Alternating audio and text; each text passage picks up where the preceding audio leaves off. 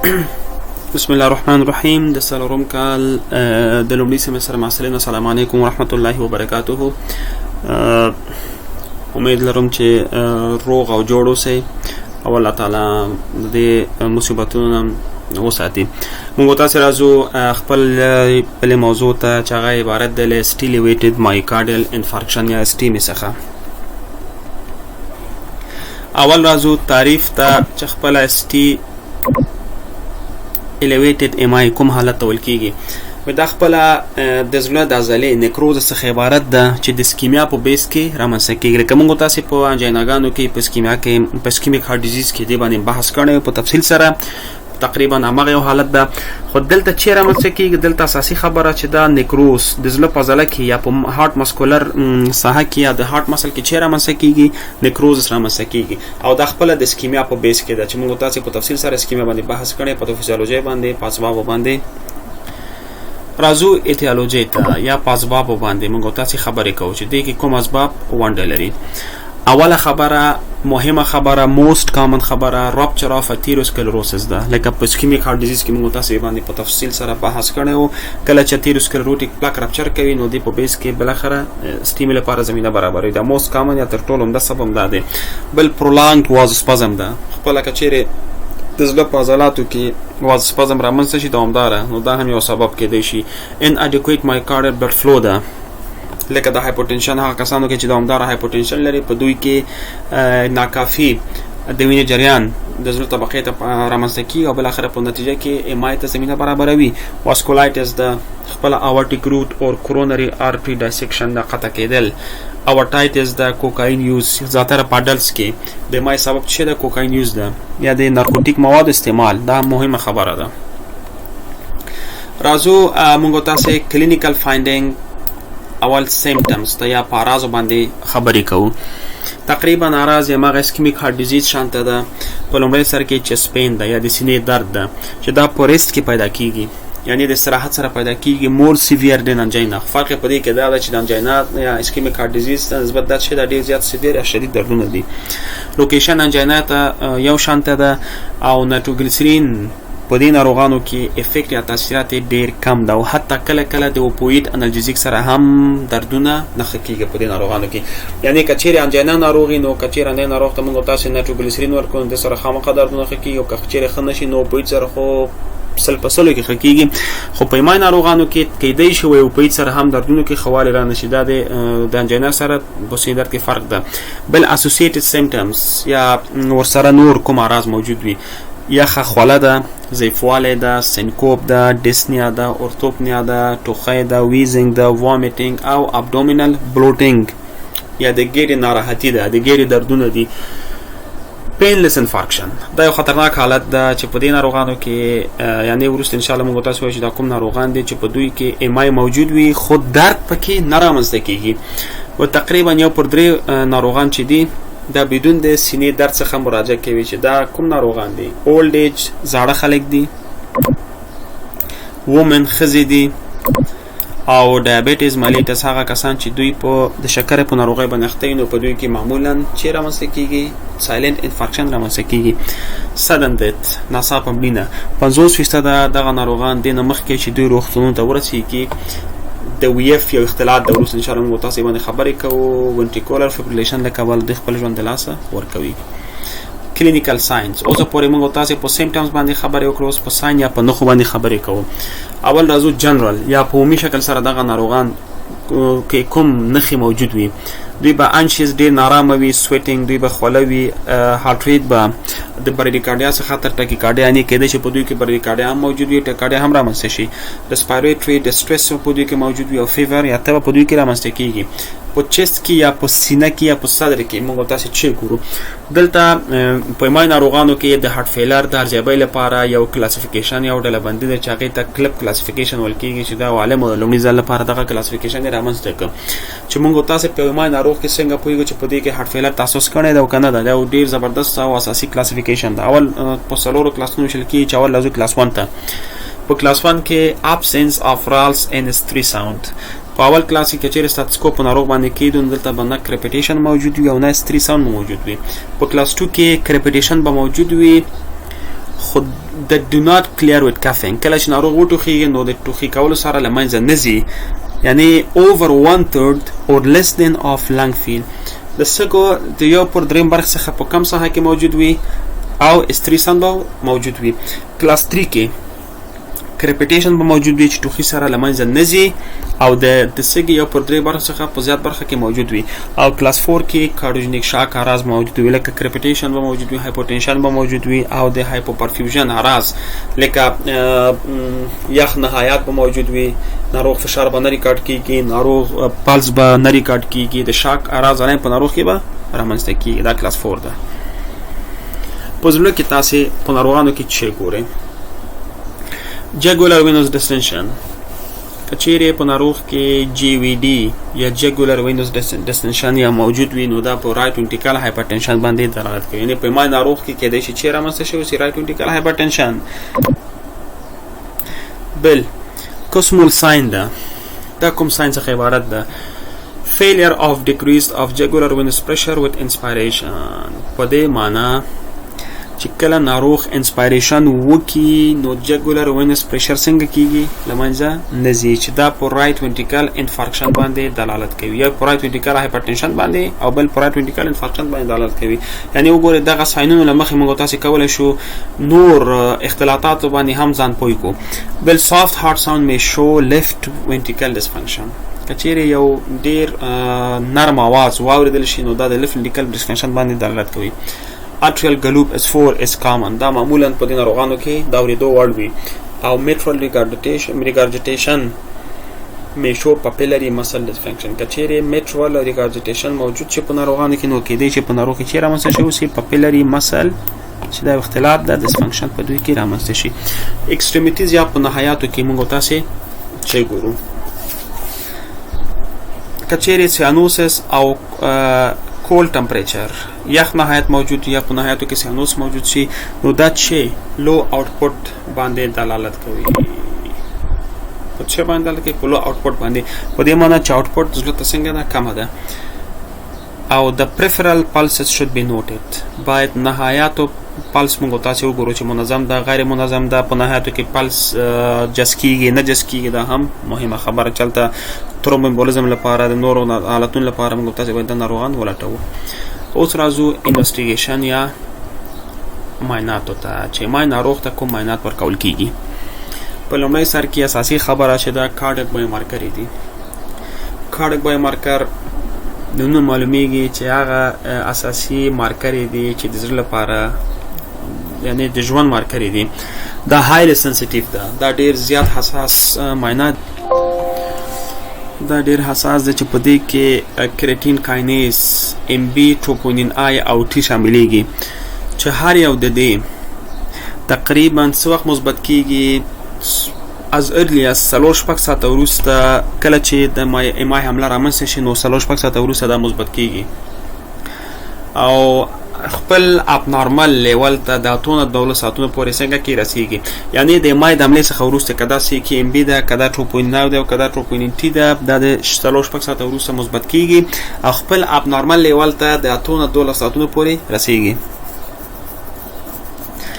او خپل د ټروپونین لیول په وینه کې تقریبا د 15 ورځې پورې دا د سجیک یا لوړ پاتې کېدای شي د څخه زیات. نو فلهذا therefore not useful دومره ګټور نشي تمامېدای. ان سی کې ام بی نارملایز within 24 hours او سی کې ام بی چې دا د 3 ساعتونو په دننه کې به تاسو څنګه خپل لومړنی حالت ته راګرځي. په دې ناروغانو کې بچي سی کې ام بی ناروغ ته ورکړل شي.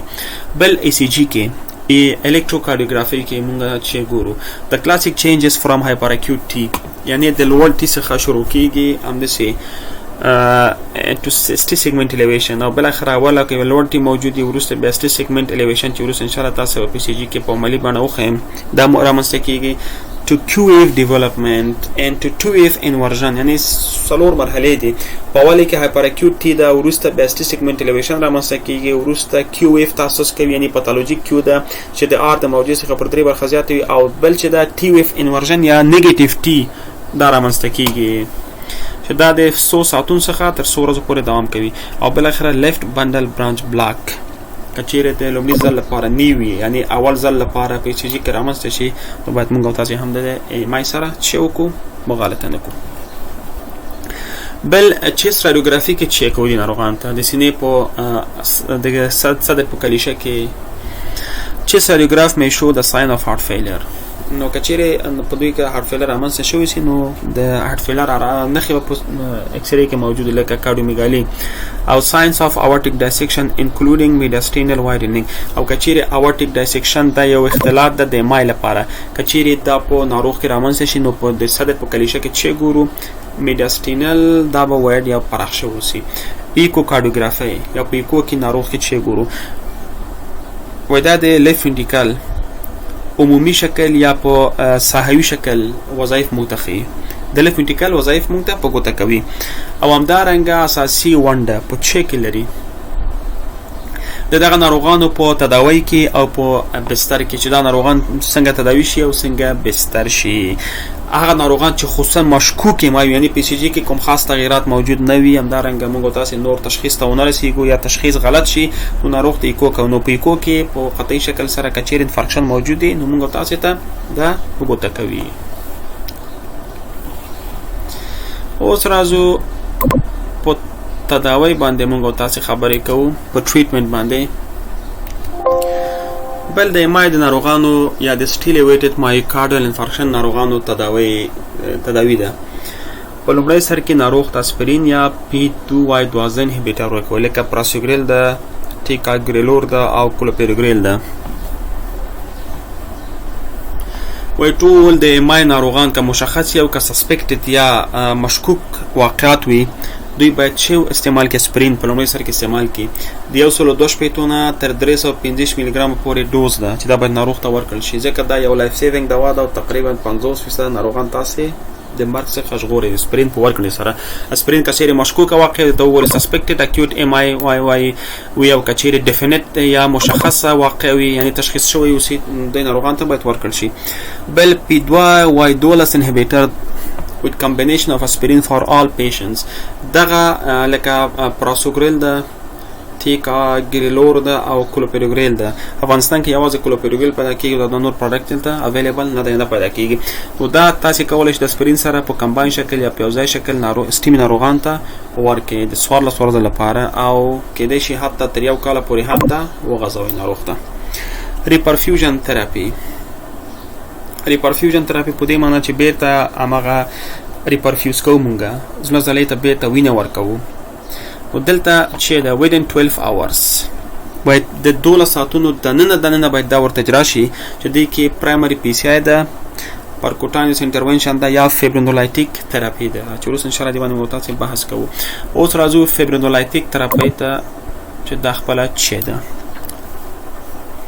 فیبرینولایټیک لکه نو معلومیږي چې فیبرین فارماکولوژي کې تاسو لوستئ د قلبي سیستم په فارماکولوژي کې چې دلته فیبرین لایس کوي فیبرین لمنځه وړي او کلټ ختموي او بل اخره پرفیوژن به تاسو قانون معلومیږي چې دا هم پوری پرفیوژن تراپي کې شاملېږي یعنی په دې معنی چې دوباره وینه د وینې برګشت او اکسیجن دغه عضلې ته اعاده کوي. نو دلته راځو اول بینیفټس یا ګټو ته راځو. دا د دې ګټې سي دي اول مړینه کموي ښکاره خبره ده چې اکسیجن سپلای زیاتوي وینه زیاتوي مړینه کمیږي او انفارکټ سایز لیمټ کوي محدودوي. انفارکشن سایز څنګه کوي دا سایز کموي. دا دوه اساسي ګټې لري.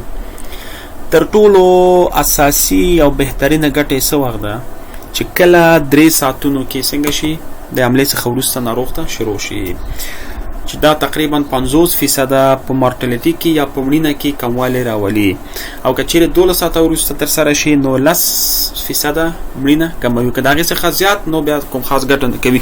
نو کوشش ده وشي چې څومره زر ناروغ ته فیبرینولایټیک تراپي شروع شي یعنی 3 ساعتونو کې د پریزنټیشن په وخت کې دا ګټې څومره ده تقریبا 50% پورې مورټالیټي دا کموي. اوس راځو دغه چې په دې کې افغانستان کې ډېر زیات استعمالي ګسټروټوکانیز ده او په نورو هیوادونو کې نور پروډکټس هم اویلیبل امریکا متحده ایالاتونو کې. اول راځو ابسولوټ کانټراانډیکیشن یعنی مطلق کانټراانډیکیشن په کومو حالاتو کې ناروغ ته مطلق شکل سره دا فیبرینولایټیک تراپي نه ورکول کیږي.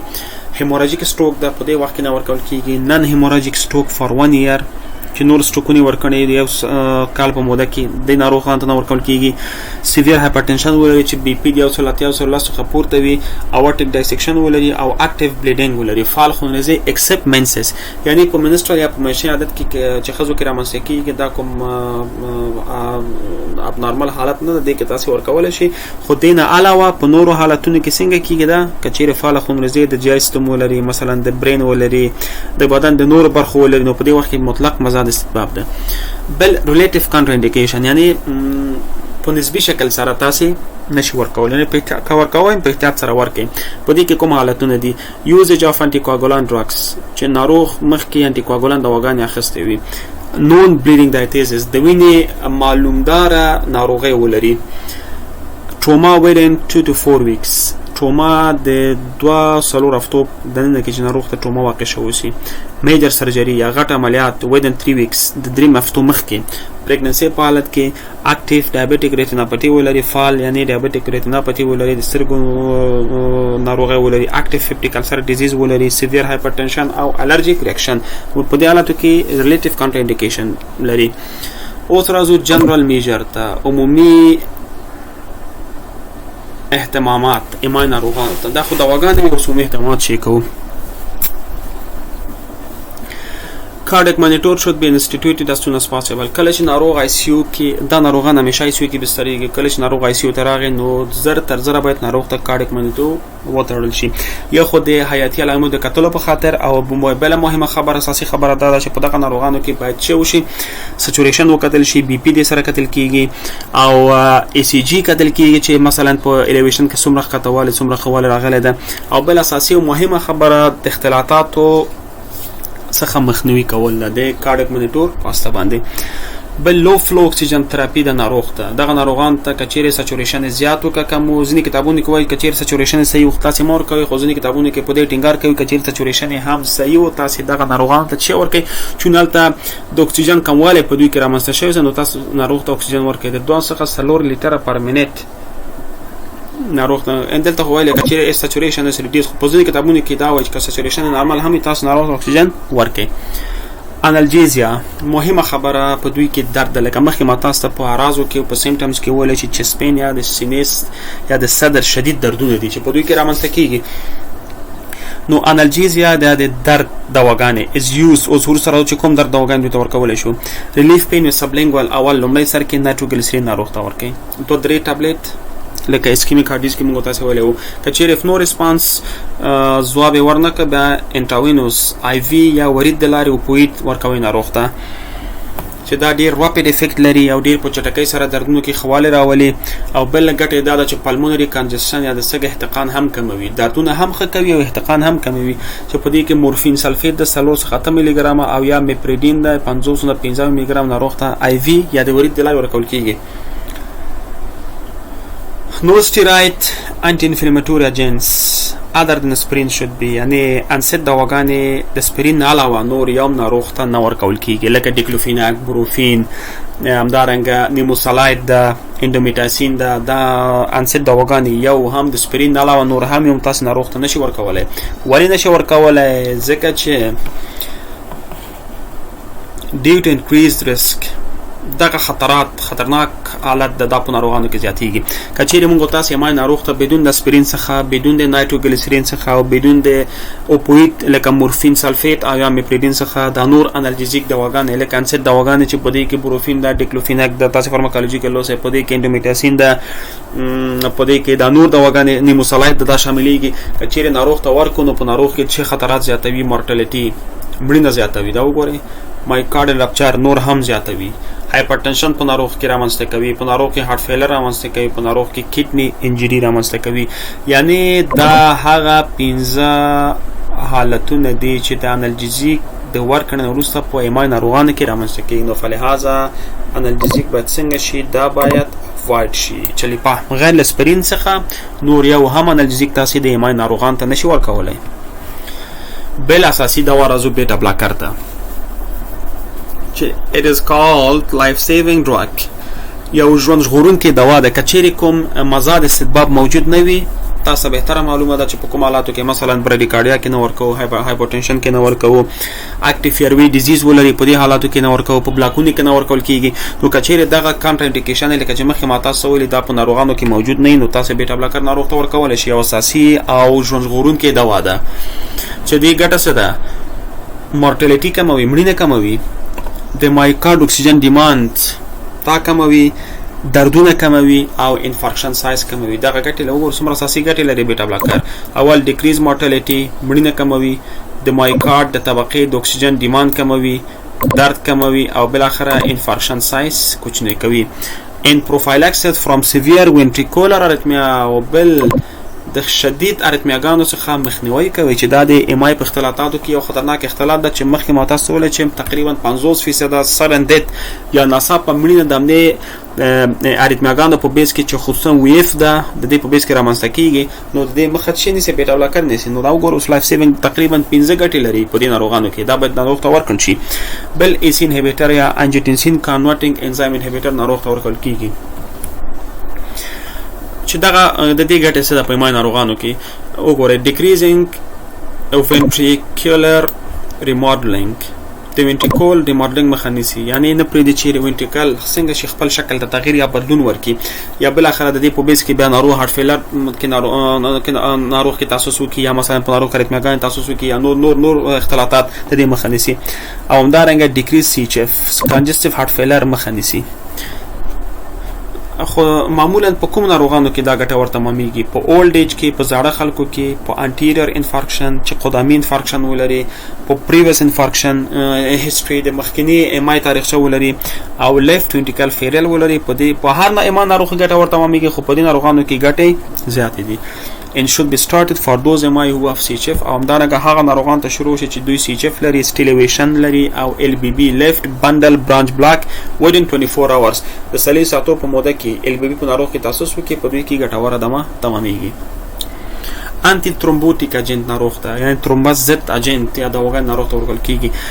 د مین ګول اف انټي پلاتلیټ ان انټي ترومبوین از د دلته د انټي پلاتلیټ اساسي موخه او د انټي ترومبوین اساسي موخه ده چې دلته کرونري ارټری څنګه شي دا خلاص شي، اکلیلی شریان څنګه شي دا خلاص شي. ان اوایډ مورال ان ډیپ وین ترومبوسس او د میورال او د جوار ورید ترومبوسس. یعنی دلته د انټي پلاتلیټ او د انټي ترومبین اساسي موخه ده چې دلته باید اکلیلی شریان خلاص پاتې شي، اکلیلی شریان خلاص شي، د وین جریان بیرته عضلې ته زیات شي، اکسیجن ورسره زیاتېږي، او بل اخره ترڅو د چي څخه مخنیوي وشي، د مورال او د ډیپ وین ترومبوسس څخه مخنیوي وشي.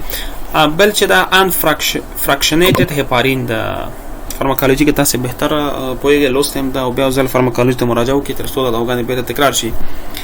دا خپل یو سټانډرډ انټي ترومبین دوا ده او دا باید په های ډوز سره استعمال شي، خصوصا هغه خلکو ته چې دوی په خطر کې وي سیستمیک او یا پلمونری امبولیزم ته. هغه خلکو ته په های ډوز شروع شي چې په ما ناروغ ته چې سیستمیک او پلمونری امبولیزم ته سوي های ریسک وي یا په لوړ خطر کې وي. لکه دا کوم خلک دي چې په لوړ ریسک کې دي؟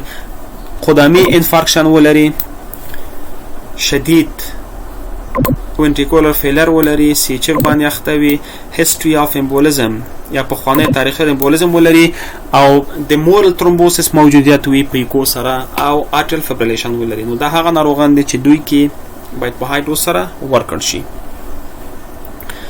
بل یو اساسي خبره او مهمه خبره هغه چې ده هغه complications of myocardial infarction ده یا د ام آی ناروغانو اختلاطات دي. په دې کوم اختلاطات رامنځته کیږي؟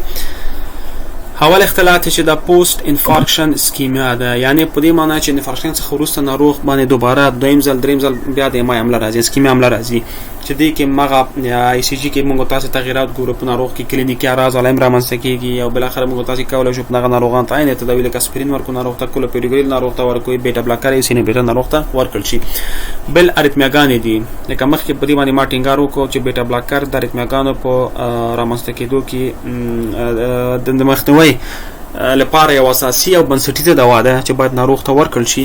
او دغه خطرناک ریتمیاګان دي چې د کبره ناروغان خپل ژوند هم د لاس ورکوي چې په دې کې مختلف ریتمیاګان شاملېږي چې ان شاء الله موږ تاسو بل موضوع د ریتمیاګان چې هغه باندې موږ تاسو تفصیلی شکل سره بحث کوو چې یو سوپرا وینټیکولر ټکی ریتمیا ده، وینټیکولر ریتمیاګان دي، کانډکشن ډیسټربنسز د لکه بلاکونه دي، فرست ډیګري، سیکنډ، تھرد، چې ان شاء الله د ریتمیا په بحث کې موږ تاسو باندې تفصیلی بحث کوو. دریم اختلال چې د مایوکارډیال ډسفنکشن ده. د مایوکارډ طبقه د عدم وظیفه ده، یعنی خپل وظیفه د لاس ورکوي چې په دې کې اکیوټ لیفت وینټریکل د هایپوټنشن ده او بل اخر شاک رامنځته کیږي. بل رائټ وینټریکل انفارکشن ده، دا بل اختلال ده چې دا څنګه پویګو چې په یو ایمان ناروغ کې رائټ وینټریکل انفارکشن رامنځته شوی ده. په دې کې لو بی پی ده، صحیح شو، بی پی بلډ پريشر بخکته وي، رایز وینوس پريشر ده، جی پی برایز وی او کلیر لانګز، سګي بسنګ وی پاک وی، کله چې سګي زغا کو نو بسګي کې بکرکل رانکای ویز بچي موجود نه وي. او دغه دواګانې باید په رائټ وینټریکل انفارکشن کې ورنکړل شي ځکه نه نور هم دا تشدیدوي. ډایورټیک ده، نایتریت ده او اوپوئید ده. دا یو، دا دوه، دا درې. دغه درې دواګانې باید ناروغانو ته ورنکړل شي. یعنی کچېرې په یو مای ناروغ کې ښه د خبره ته کلینیکي پوینټ ده. کچېرې یو مای ناروغ کې چې رامنځته شو رائټ وینټریکل انفارکشن، دا څنګه پوهیږو؟ بی پی به ښکته وي خو په مای بخته وي، وینوس پريشر به زیات وي او سګي به دغه درې خبرې سګي به کلیر وي. نو کچېرې دا رامنځته شو نه دا دلالت کوي په رائټ وینټریکل انفارکشن باندې او دغه ناروغانو کې باید ډایورټیک، نایتریت او اوپوئید د څخه ډډه وشي. بل میخانیکی اختلالات دي چې په دې ناروغانو کې رامنځته. په میخانیکی اختلالاتو کې معمولا د پاپیلری مسل ډسفنکشن څخه عبارت ده چې دغه په ناروغ کې رامنځته کیږي او دا زیاتره تقریبا په 1% ناروغانو کې رامنځته کیږي. او کچېرې دا رامنځته شي نو ډیر په خراب انځار باندې دلالت کوي، یعنی انځار به ډیر خراب ناروغان کچېرې تداوی نشي زر خپل ژوند د لاس ورکوي. او دا زیاتره په انټیریور کې او په انفیریور مای کې رامنځته کیږي، یعنی په قدامي کې او په خلفي مای کې څنګه کې دا رامنځته کیږي، په بخښنه په قدامي کې او په خکتنی مای کې رامنځته کیږي. بل خبره دا چې دغه میکانیکل ډیفیکټ چې په دې کې پاپیلری مسل راپچر یا ډسفنکشن څخه عبارت ده، دا د مای د عملې څخه د دریو څخه تر ورځې وروسته دا رامنځته کیږي. بل اختلال چې د مایوکارډیال رپچر ده یا د مایوکارډ د رپچر څخه عبارت ده چې دا هم په 1% ناروغانو کې رامنځته کیږي او کچېرې دا رامنځته شي انځار ډیر زیات خراب ده، په چټکۍ د ناروغ ژوند له منځه ځي. او بل خبره دا ده چې دا هم تقریبا د امای د عملې څخه وروسته 2 ورځې وروسته رامنځته کیږي چې زیاتره په انټیریور یا په قدامي مای ناروغانو کې رامنځته کیږي او واقعیت زیاتره په زاړه ښځو کې دا زیات. بل چې دا لیفت وینټریکل انیوریزم ده، دا هم یو خطرناک اختلال ده چې دا تقریبا د امای د حمله څخه کله چې دغه ناروغان رغیږي د امای د حمله څخه دوی خکېږي ریکاور کیږي، دا حالت رامنځته کیږي چې تقریبا دا چې د 10% پورې په دې ناروغانو کې رامنځته کیږي. او بل د دې څنګه پوهیږو چې دا لیفت وینټریکل انیوریزم ده، نو سټیلیویشن په ای سی جی کې تقریبا د 4 څخه تر 8 پورې همداسې مسلسله دا پاتې کیږي. او د دې د ښه تشخیص لپاره موږ تاسو کولی شو ناروغ ته مثلا ایکوکاردیوګرافي وکړو، ناروغ ته کانټراست انجیوګرافي ورکړو تر څو پورې دا څنګه کو دا تشخیص کو ځکه دا هم د مړینې یو. بل اختلالات چې دا هغه د عبارت د پریکارډایټس څخه. پریکارډایټس یا د پریکارډ د برخې التهاب څخه عبارت ده، دا هم 2 ورځې وروسته د مای څخه رامنځته کیږي چې دا متصف دی په پریکارډیال فریکشن رپ. کچېرې موږ تاسې زغایي عملیه اجرا کوو یا ستاسکوپ ناروغ باندې کیدو په د زړه په میراقونو باندې دلته بچي واورو پریکارډیال فریکشن رپ اورو، دا هم یو خطرناک حالت ده او شدید دردونه لري پریکارډایټس. او بل خبره ده چې د دې اساسي تداوی چې د های ډوز اسپرین ده چې تقریبا د 650 میلی ګرام څخه شروع کیږي او هر 4 ساعت وروسته ناروغ ته ورکول. میورال ترومبس د بل اختلال ده چې دا هم په ما ناروغانو کې تقریبا 6 هفتو په جریان کې دا رامنځته کیږي او دا هم یو خطرناک اختلال ده چې باید زر تر زره تشخیص شي او د تشخیص لپاره موږ تاسو ناروغ ته ام آر آی کوو. ام آر آی په اساس تشخیصیږي او دغه ام آر آی ترومباس باید څنګه شي، باید زر تر زره تشخیص او تقریبا دا چې دا مهمه خبره په دې ناروغانو کې دا ده چې دا په انټیریر ام آی کې رامنځته کیږي او په نورو ام آی کې یا په نور لوکیشنونو کې د رامنځته کېدل عام نه وي، خو انټیریر ام آی کې یا په قدمي ام آی کې ډیر زیات رامنځته کیږي، تقریبا 2% خلکو کې دا رامنځته کیږي. اوس راځو دغه ځینې دا وګوره ای سی جی کلینیکي عملی بڼه باندې زه ان شاء الله تاسو ته وښیم. ایوالوشن اف سټیمي دلته وګوره اول نارمل ده، بیا دوم سټیپ کې الیویشن، دریم کې نورم الیویشن زیات، سروم کې نور هم زیات کیږي، بل اخره ټین ورژن ده، شپږم سټیپ کې دلته نارمل حالت ده. دلته ګوره دا سټی الیویشن ده، په دې ساحه کې تاسو ګوره د سټی سیګمنټ الیویشن ده، اس او ټی دا الیویټډ ده. دغه کیو ویف ده چې دا د موجود پر درې برخه زیاته ده، چې ده یا 15% دا د موجود څخه دا زیاته ده. پاتولوژیک کیو ویف ده چې دا زیاتره په اولډ ام آی باندې یا په زوړ ام آی باندې دلالت کوي. او دلته چې ټرمینل ټی ویف انورژن ده، لکه مخکې ما تاسو په سی جی کې په انویسټیګیشن کې ویل چې د هایپراکیوټي څخه شروع کیږي سټیلیویشن ده، همدارنګه کیو ویف ده او بل اخره ټین ورژن ده. دا چې دا د سټیمي ناروغانو یو ای سی جی باندې تغییر ده. بل دغلته ګوره لکه مخکې ما تاسو ویل چې دا انټیریر ده، انفیریر ده او لیټرال ده. دلته لوکیشن ښیي، یعنی د سی جی نه مخکې موږ تاسو دا مهمه خبره ده چې څنګه لوکیشن ښیي چې دا انټیریر ده، دا لیټرال ده، دا سوپیریر ده، دا انفیریر ده، کومه مای ده کنه. دلته ګوره لیټرال مثلا اول لیډ کې الیویشن په چیرته موجود، په اول لیډ کې موجود وي، اول لیډ کې او ایویل کې او وی 5 او وی 6 کې. دا چې دا لیټرال ده، اول لیډ، ایویل، وی 5 او وی 6 دا په لیټرال ام آی باندې دلالت کوي.